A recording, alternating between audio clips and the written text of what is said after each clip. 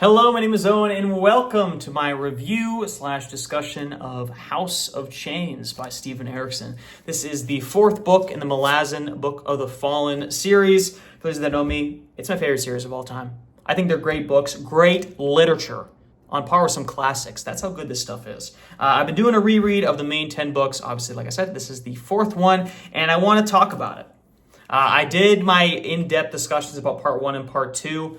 We'll be talking a little bit about the events in part 3 and part 4, but really what I want to dive into today is the themes of this book. Because above all, you know I love themes, and this is a thematic book through and through. When I read through the series the first time, House of Chains was probably my least favorite of all 10 of them. I thought it was slow. I thought it had an anticlimactic conclusion. I didn't really understand it, and I thought it was a kind of a slog, to be honest. Obviously, still great on the par of just like all books, but for a Malazan book, wasn't a huge fan. That being said, having reread it, I have become wise, right? I've become ascended, and I have seen it for its true glory because I missed the themes. I missed how, I don't know how he does it, Steven Erikson. He's so calculated in his themes, and it just, once you become wise and you start annotating like me, the world is your oyster. So maybe you were like me, maybe you finished this book and you're like, wasn't my favorite, kind of slow, didn't really get it, wish you had a more bombastic conclusion, or maybe you saw the themes and you love it just as much as I do now. But what I love about this series as I'm rereading it, just as like a precursor before we get into this book itself, is how each book has its own distinct theme, and they kind of build on each other, right? Obviously leading to book 10, The Crippled God. But if book 1, the theme was like unchaining, with characters like Paran, characters like the Jagged, even the Adjunct, Whiskey Jack, and even to a certain extent like Crocus, and just like being chained to either your past or to your family, to your friends, to your job, or literally to the earth if you're the Jagged. And then obviously like the Azath house, and then Paran being like controlled by gods, like breaking free of the gods. There was a lot of unchaining going on. Which is important because then we learn the crippled god is chained himself. Carrying on that to Dead House Gates, we learned the moral of the moral of you shouldn't repeat the past and the dangers of repeating the past with the setting of the 7 cities. They're in rebellion again. This has happened multiple times throughout history. The character of Icarium is literally all about time. He's forced to relive the past almost on a daily basis by forgetting his memories and having to go on this journey again with Mappo kind of like leading through the steps every single time until he remembers too much and then you got to reset it again. It's all about repeating the past and the dangers that could do to a society, to a culture, to an individual person. It's all there in Dead House Gates, right? And obviously that book ends with the tragedy of the Chain of Dogs. And then it kind of becomes, with Duker as our historian character, if he is... And it's historians always say those who do not learn from history are doomed to repeat it. It kind of gives you the thought of this historian is recording this very specific event. Are they going to learn from it, or are they doomed to repeat it, right? And then which leads directly into House of Chains, which is the only reason why I'm saying that. Moving on to book 3, Memories of Ice, a theme of the entire series, but really hammered home in this book is the theme of compassion. I say it countless times. This series is about compassion, but the character of Itkovian, right, and his sacrifice at the end where he has this great monologue about compassion, how humans think that they need to guard the giving of it. Not true, he says. But that's very important leading on to that. So you need to unchain yourself from your burdens. You need to not repeat the past. You need to be compassionate. What is House of Chains about? And when I was talking about Dead House Gates, House of Chains is a sequel, direct sequel to Dead House Gates. You need Memories of Ice for the thematic background because it builds on the thematics of Memories of Ice. But in terms of plot, it's a direct continuation, right? We're sitting in the aftermath of the betrayal at Aaron, at the death of the Chain of Dogs. And like I said in my earlier video too, there's kind of a weight to this book. There's kind of an air of like, maybe not dread, but there's just a heaviness. Everyone's sitting in this tragedy. Some people are like destroyed by the tragedy. Some people were involved in it. But a lot of these new soldiers are kind of just like thrust at their new recruits, and they just know that one of the greatest generals of all time, one of the greatest fists of all time. The Malazan army was destroyed in this way, and we have huge shoes to fill. So we're going on a vengeance march, essentially. Which sets up one of the first themes of this book. This is a book about vengeance and grief, and how vengeance can kind of corrupt you, can kind of lead you astray, because the Malazan Empire is looking for vengeance.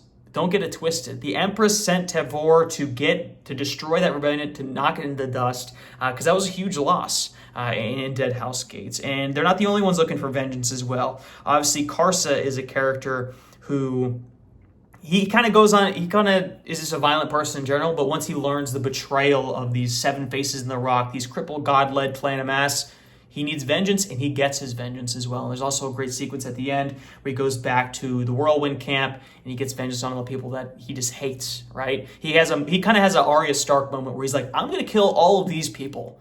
And he lists their names out. He doesn't get our boy Ghost Hands, though. Too slow for that one. But then also just the Whirlwind herself, the Whirlwind goddess. Obviously possessing Felicin, who wants vengeance on her own sister for sending her away in the first place in Dead House Gates. But the goddess itself, we learn that the backstory of her being a Telemamas as well and being betrayed by none other than Onrak, right? What a great way to tie in those plot lines. You just think it's, a nice Telemamas and troll walking through the forest all the doo-dah day. Reveal that his spurned lover was none other than the Whirlwind goddess herself, and this anger that she feels fuels this rebellion and fuels this whole cultish movement, and all this war is because of a spurned lover moment.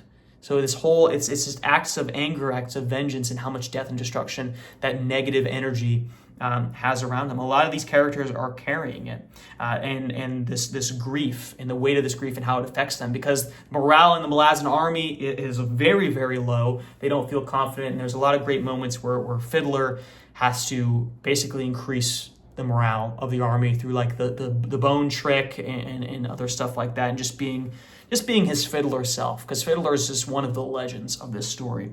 And another example as well of vengeance and a subplot about vengeance is the Telemamas that Troll and Onrak run into in their journey. What are they doing? They're hunting down renegade Telemamas. They're looking for vengeance for this group of them who have betrayed their people, which are the seven faces in the rock. And I like how Onrak dissects this. And I'll talk about this later in the video, because this is me in the future. When I edited it, I had another idea. But Troll and Onrak kind of dissect a lot of these themes in their little journeys, right? And Onrak has a great moment where he says, you sent this group of Telemamas to win an unwinnable battle, I believe, against the Forquil Assail. And he's like, we've never beaten them before. So why did you think we were going to beat them now? And they got destroyed, and they got broken from the ritual, and then they went renegade. This is something that we caused, and yet we are seeking vengeance for them going rogue, when they were really seeking vengeance from being basically sacrificed to an unwinnable war. So it's the cycles of sacrifice and the cycles of vengeance create wars which need revenge, which need revenge, which need revenge. And that's in such a, not forgettable, but it's easily looked over subplot. It's not even Troll and Onrak. It's the people that Troll and Onrak are constantly butting heads with throughout the story, then they kind of just run into a lot. It's very interesting, and it's constant throughout literally in the entirety of the book, in almost every single subplot. But the main theme, I would say, of this book, and this is what builds off of Memories of Ice. Memories of Ice is about compassion. House of Chains is about the opposite. It's about indifference. And there's a great line in this book where, and I didn't write down who said it, but they say that indifference destroys the soul. And it's some of the worst things you can, and you know what they say too?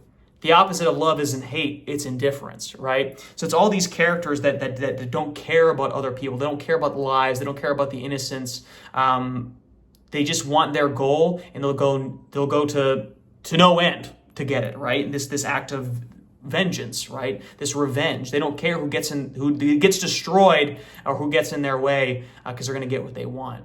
And there's a lot of characters who just embody indifference, right? Especially like characters like Bidithel, right? who destroy these young girls. He literally ruins them, and he says it's all for the greater good. It's all for his purpose, all for his cult to serve the crippled god. And it kind of goes back into like the cycles, right? The cycles of abuse, because these girls then they get their pleasure taken away from them, and they want to take it from others then because they lost it. And it's really just one of the most disturbing characters in the whole series is Bidethel and what he does to these poor girls. And there's the moment with Felicen Younger where she is brutally like assaulted by Bidethel and like the nasty things that he does. And Felicen, caught up in this vengeance of the goddess, doesn't care. And there's a moment where we learn that like it's the goddess that's kind of taken away Felicen's emotions, but she has this moment of indifference, and it's just a really, really tragic moment where Felicen Younger is like, she didn't ask about me, did she? Even though she was warned that this was going to happen, that Bidethel was after her. It's just this tragedy of indifference, and a lot of characters show this as well. But and on the flip side of that, while it is about indifference, it is combated in this book with compassion. And a lot of characters show different levels of compassion, especially Cotillion, right?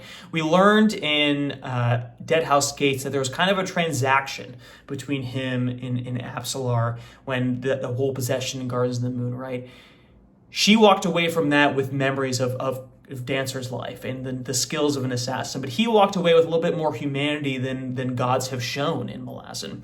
And throughout this book, he's kind of like one of like the wisest people of all time. Some of the like most, I don't know, he's just so like cool in this book, don't you think? But he gives a lot of great advice to Crocus, also known as Cutter now, to Absalar, and to Kalam. He just has a lot of like deep insights, and you could tell that he's fighting for good and he's fighting for compassion. And there's even a great line too, and this will actually lead into the other theme, about balance. There's a lot of talk about balance in this book, and Cotillion as Shadow is kind of acting in this balancing figure, right? There's a great prologue to one of the chapters where they say Shadow only appears in the battle between light and dark, right? They kind of are this force of balance, and we know that Kellanved and Dancer are working on some kind of plan, right? Even since the beginning of Gardens of the Moon, and then we start to discover in this book how involved Shadow is in everything, and talking about a little bit more about the Edur through Troll, and even about how Raraku is kind of a fragment of Shadow, and everything is almost about Shadow these days. And even like the Throne of Shadow, we have the Edur or attacking the throne. A lot about Shadow, but it's really, we learn that Shadow, specifically that led by like Dancer / Cotillion in Shadow Throne, are acting as kind of this balancing force. Because even at the very beginning of the prologue, what does Troll say? Troll says, nature shall not abide, which is kind of an introduction to that theme of balance, that everything will equal out in the end there. And going another thing about balance, going back to Felicen, right? Obviously, the way that she goes out is absolutely tragic. That Tavor sent out Lestara and Pearl to find her sister, to get her back, because it was she was trying to do good by her sister by sending her away, then immediately taking her out, but things just went horrible instantly. We know that she finds her sister right before she kills her, but she doesn't know it's her sister, right? Because there's another great thematic moment where Pearl and Lestara, they could be indifferent. They could say, we found your sister until you just stabbed her in the chest. It's a moment of compassion, right? And they don't let her know that because they know how tragic that is, which I think is a very sweet moment. But in terms of balance, Felicen isn't able to have like the full redemption or restoration from all the trauma that she experienced in these past two books. And she's really one of the most tragic characters, especially definitely in this series for sure. But instead, nature kind of balances this out through the character of Felicen Younger, who went through just as much traumatic stuff, but now, leaving this book, has the opportunity for redemption through being protected by Crocus, being back with Ghost Hand, and even Solara, something like that. And they're all leaving the desert. So Felicen came in with Ghost Hands and is leaving Felicen as kind of Felicen Younger is kind of like the balance equivalent, because they're both named Felicen, right? But there is a great moment too, just before we leave the topic of Felicen altogether. The original, by the way, there is a moment where she has a moment of recollection about even going back to Benneth and back in the Otoril camps, where she realized like how much that he messed her up from the very beginning with like getting her addicted to drugs and making her think that the abuse was okay. So she does have this epiphany moment, which I think, despite all the negatives that happened to her, I think you can find a silver lining in that. Without the whirlwind goddess's just pure drive of vengeance, she was working on herself, kind of, right? She was on the way to healing. And I think it's just absolutely tragic how obviously she gets abandoned by the goddess right before the showdown. But some would say like she didn't put up a fight. She didn't yell at Tavor. She didn't try to swing her sword at her. So maybe she forgave her. Maybe she just accepted her death.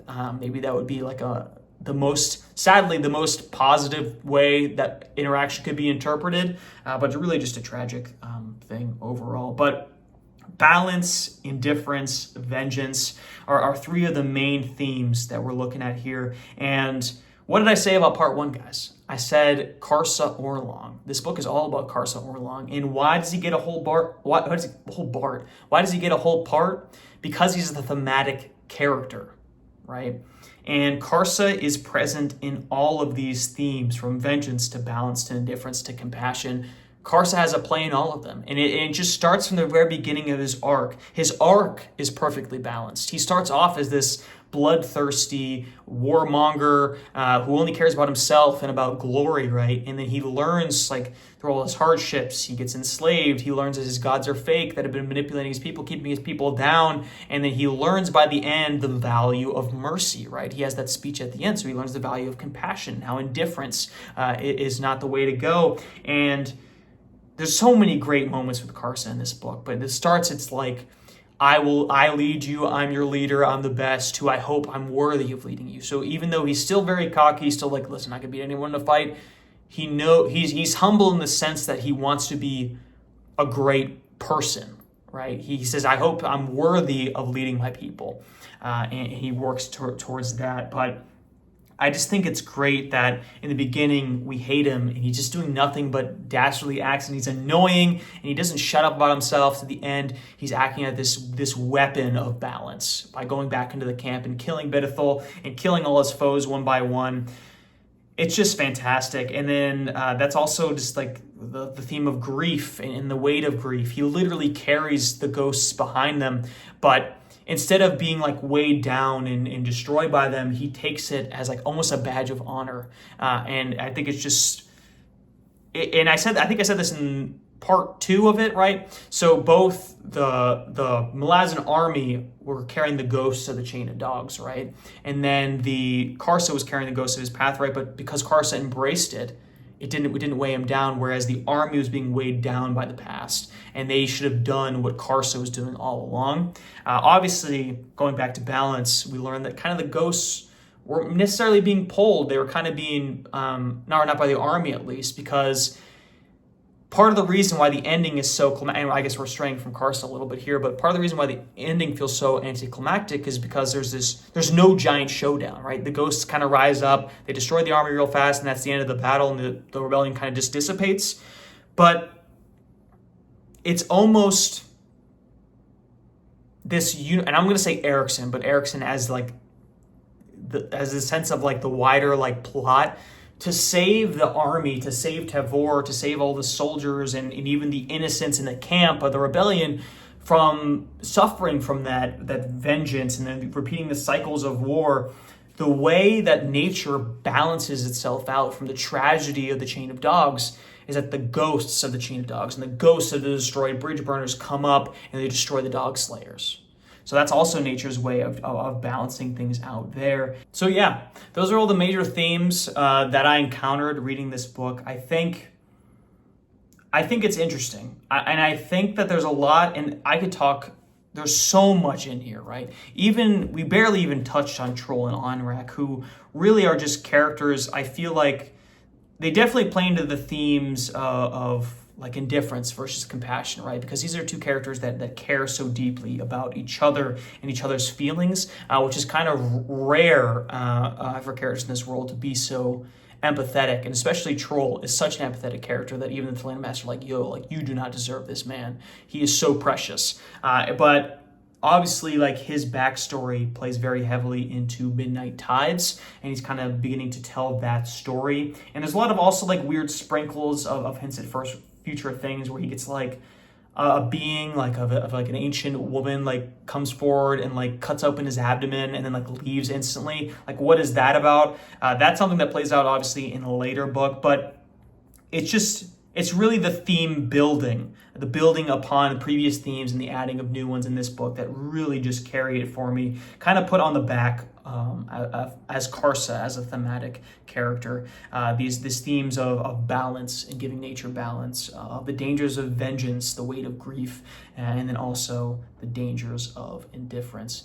So keep that in mind as we're moving forward to the book. But that's all I got. So be sure to like and subscribe if you like the video and you want to see more like it in the future. I feel like you could talk about these books for hours, and even after a complete reread with all these tabs, I missed so much. So let me know in the comments what you guys think, what you guys liked, what was the gobsmacking moment of this series, of this book, particular book for you, and we're going to continue. It'll probably be a little bit before we start Midnight Tides, but be patient because we're getting there. This is a fantastic series, guys, and I appreciate you sticking around.